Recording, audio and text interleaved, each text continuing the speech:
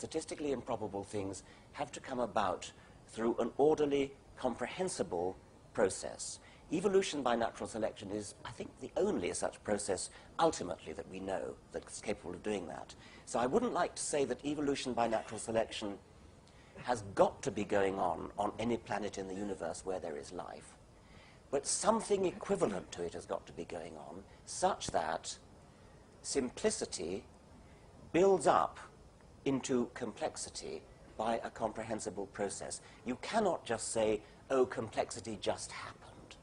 You can say, maybe hydrogen just happened, because hydrogen is relatively simple. But what you can't say is something complicated enough to, shall we say, design the laws of physics, or design life, or design a bird's wing. Something complicated enough to think that out is the very kind of thing which is not just going to happen spontaneously. And when you think about it, creationists use exactly that argument themselves when they say something as complicated as an eye or a bacterial flagellum couldn't just happen by chance. Well, of course it couldn't. That's why we need natural selection. And by the same token, exactly, God couldn't just happen. Okay. It's an interesting idea that I think I've encountered somewhere in your works, that you pose the idea, and I feel the need to issue that health warning again, that this is not something that you're claiming as true. You might like to just confirm that in your answer.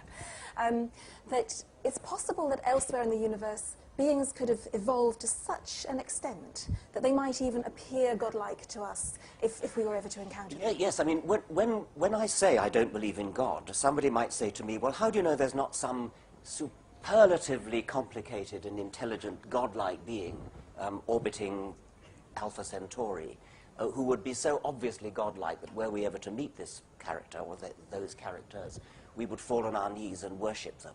And I think that's perfectly plausible. I think if you think about it, if we could fly in a Boeing 747 to the Middle Ages or to the Dark Ages and suddenly land by the side of an Anglo-Saxon village, I mean, they would undoubtedly think we were gods, and they'd fall down and worship us. By the same token, I bet there are somewhere in the universe, because the universe is so large, I bet that somewhere in the universe there are beings even more advanced relative to us than we are advanced relative to a Dark Age Anglo-Saxon peasant. And so we probably would fall on our knees and worship them. But they would not be gods in the sense of things that have just happened spontaneously.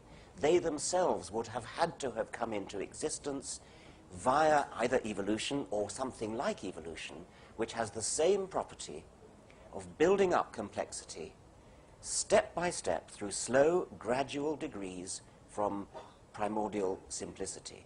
They've had a long time to do it. It's only taken life on this planet about 3.5 to 4 billion years to evolve to our level of technology. There's about 14 billion years in the universe as a whole to play with.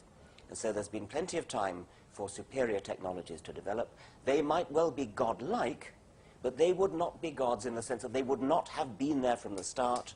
They would have come about through slow, gradual degrees. Intelligence, creativity, design, complexity, these are things that all come late into the universe. They cannot exist right from the start.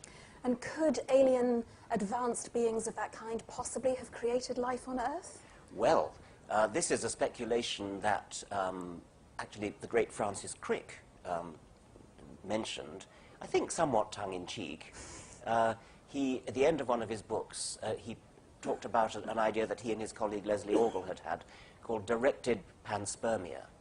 And the idea is that bacterial life on Earth was seeded in the nose cone of a rocket that was sent from some distant planet, perhaps by an alien civilization that didn't wish its form of life to go extinct and therefore wished to propagate its form of life, which, according to the speculation, was a DNA protein-based form of life. So this alien civilization stuffed the nose cone of a rocket with bacteria and launched it into space. It crash-landed on Earth and started life here. Now, Crick and Orgel, I think, were speculating in a sort of tongue-in-cheek way.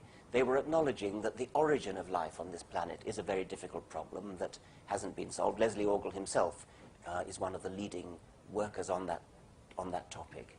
And it just seemed reasonable to them to be open to the possibility that life might have originated elsewhere. But even that speculation, of course, doesn't absolve us from the responsibility to think of a way in which life could have originated somewhere in the universe.